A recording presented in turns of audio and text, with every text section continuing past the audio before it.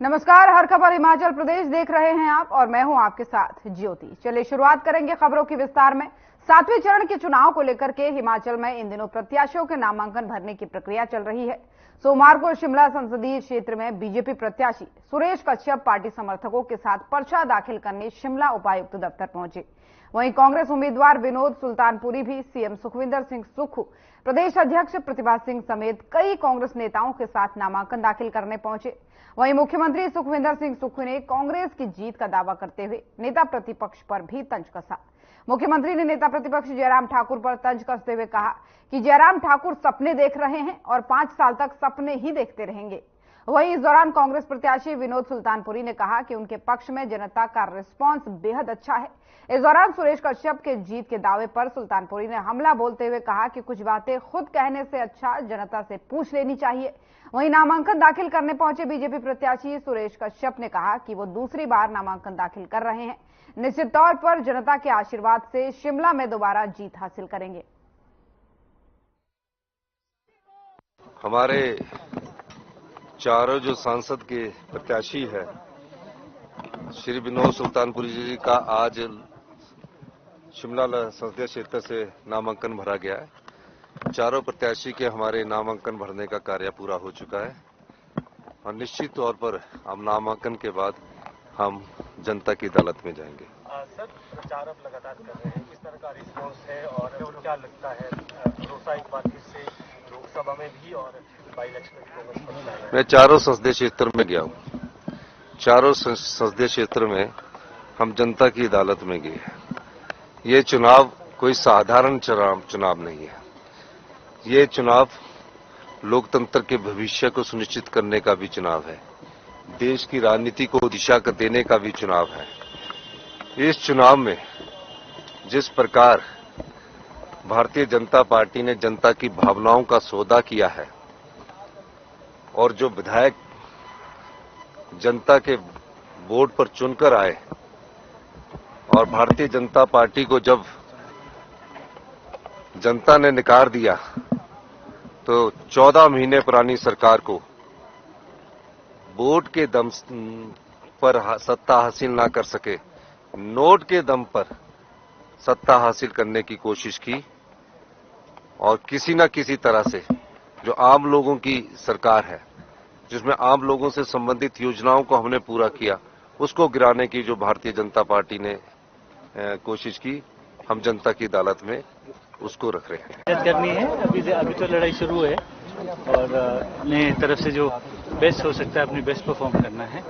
लोगों के मत को हमें मेहनत करते हुए उनके दिल को जीतना है, उस पर काम कर रहे हैं। किस तरह का रिस्पांस?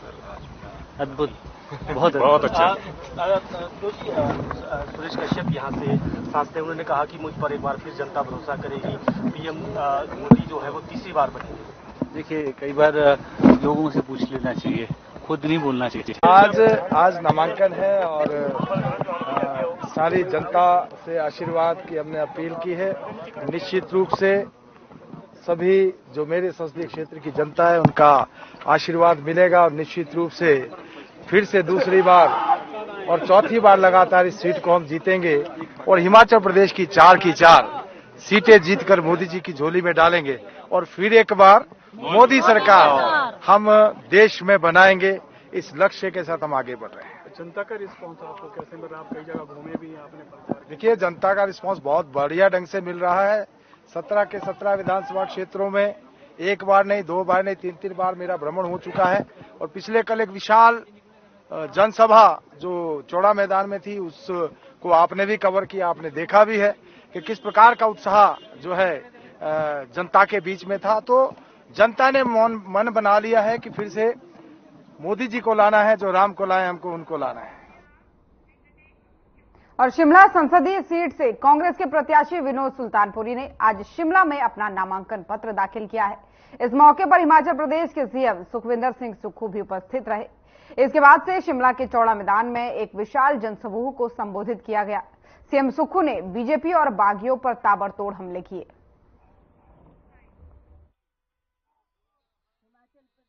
प्रेरणा लेते हुए जो एक किसान के बेटा होने के नाते अपना पूरा का पूरा पैसा उन्होंने सरकार को डाल दिया, 51 लाख रुपए और अपने पास कोई पैसा नहीं रखा।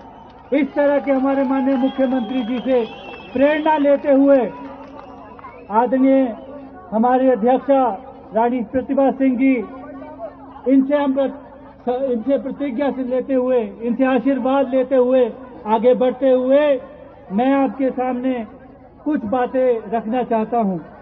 मैं इनसे कई चीजें सीखता हूं और मेरे पूज्य पिताजी जिन्होंने इस पार्लियामेंट, मैं ये नहीं कहता अगर इतना पैसा इन्होंने जब छोटे छोटे बच्चे गुल्लक के माध्यम से आपदा राहत में दे रहे थे, जितना 15 करोड़ से ज्यादा अगर आपने आपदा राहत में दिया होता, आपदा राहत में राशि लाई होती तो जनता आपको मानती, तो जनता भी आपकी इज्जत करती।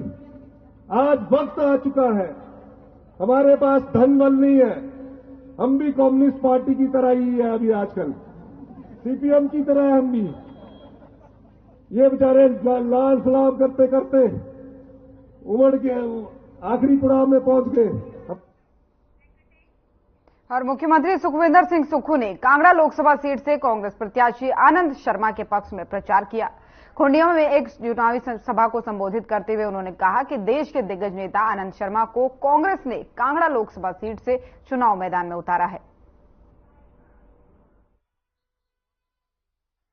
भारतीय जनता पार्टी के मुख्यमंत्री जयराम ठाकुर जी तो सोए रहे, उन्हें यही नहीं पता कि आम जनता का पैसा भ्रष्टाचार के चोर दरवाजे से बाहर निकल रहा है। मैंने उन चोर दरवाजों को बंद करना शुरू किया। जब हम आम लोगों के हित में फैसला करते हैं तो कुछ कड़े फैसले लेने पड़ते हैं। जब कड़े फैसले हम लेते हैं तो कभी कभी तकलीफ होती है, लेकिन वो तकलीफ थोड़े समय के लिए होती है, भविष्य उससे उज्जवल होता है। और हमने ये वादा किया था अपने लोगों के साथ कि 1,36,000 सरकारी कर्मचारी विधानसभा के बाहर सड़कों पर आए। हम सत्ता पक्ष में नहीं थे, हमारी सरकार नहीं थी, जयराम जी की सरकार थी, नारे लगा रहे थे। वो सरकारी कर्मचारी 1,36,000 जिन्होंने प्रदेश में विकास की गाथा लिखी है, हर स्कूल में, हर सड़क में, हर डिस्पेंसरी में उनकी कलम से।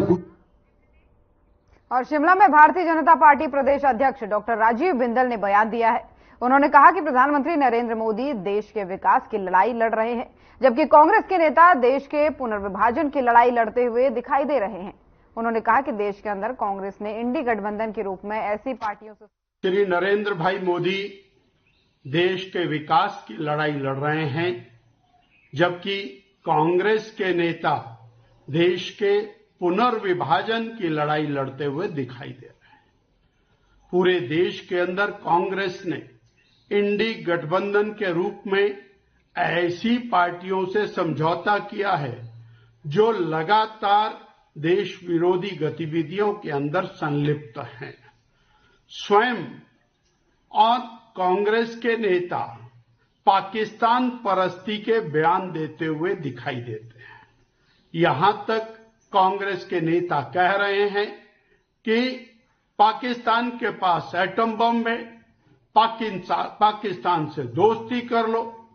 और इनके साथ जुड़ी हुई जो पार्टियां वो भी लगातार पाकिस्तान के नाम पर डराती धमकाती हुई दिखाई देती है। स्वयं और देश में लोकसभा चुनाव में मतदान के प्रति जागरूकता को बढ़ाने के लिए चुनाव आयोग के द्वारा विभिन्न कार्यक्रम किए जा रहे हैं। और इसी कड़ी में जिला कुल्लू के मुख्यालय ढालपुर में भी स्वीप कार्यक्रम के तहत मतदाता जागरूकता कार्यक्रम का आयोजन किया गया।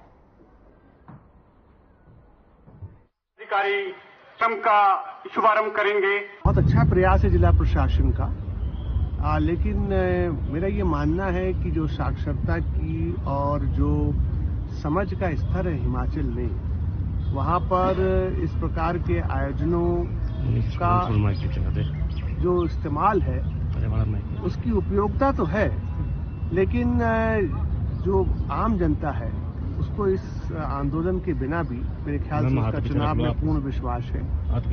तो मुझे लगता है कि ये एक्टिविटी जो है वो हम लोग कर जरूर रहे हैं, लेकिन सबसे पहले हर व्यक्ति को अपने मन में झांक के देखना होगा।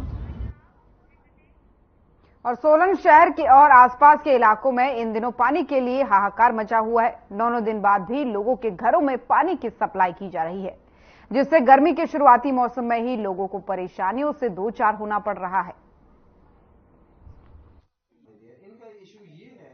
पानी की बहुत प्रॉब्लम है। हम उदय विहार विकास समिति की तरफ से आए हैं। हमारे 10-10 दिन हमारे पानी नहीं आता है। इस विषय में हम जेई साहब से मिले, एसडीओ साहब से मिले हैं, पर हमें इसका कोई मिला नहीं है रिजल्ट। 10-10 दिन पानी नहीं आता है। जब पानी आता है तो किसी घरों में पानी आता है, हर एक घरों में पानी नहीं आता है। बहुत दिक्कत है। मैं उदय विहार विकास समिति से आई हूँ और हमारी जो है वो पानी की बहुत ज्यादा समस्या चल रही है।